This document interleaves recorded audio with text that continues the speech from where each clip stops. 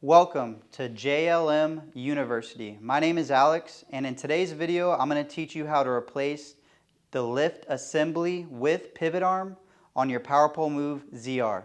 For a list of recommended tools, please see the description below.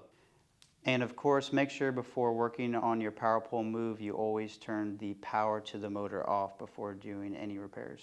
Before removing the shrouds, ensure that the Power Pole Move ZR is stowed with the propulsion motor resting along the outer edge of the base.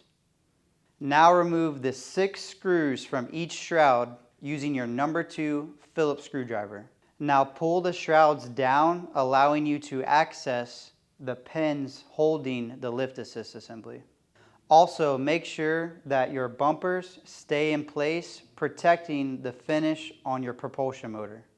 Now use your 5/16 punch and hammer to drive the pins out of the lift assist assembly and pivot arm. Now reach between the base and the titanium shaft and pull the lift assist assembly out. Now we are ready to install our new lift assist with pivot arm. Ensure that the pivot arm is on the correct side of the base, angling towards the propulsion motor. With the pivot arm in place and the holes aligned with the side of the base, drive your pin through using your hammer.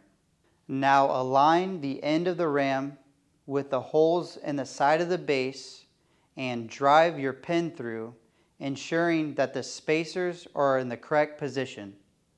Now align your shrouds with the 6 holes in the base and your bumpers. Ensure that your 6 screws have the lock washers in place and that the 2 longest screws are routed through the top 2 holes on your shrouds running through the bumpers.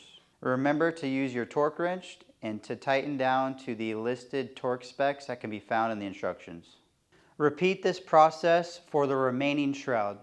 Now that is how you replace your lift assist assembly with pivot arm on your Power Pole Move ZR. Thank you for watching.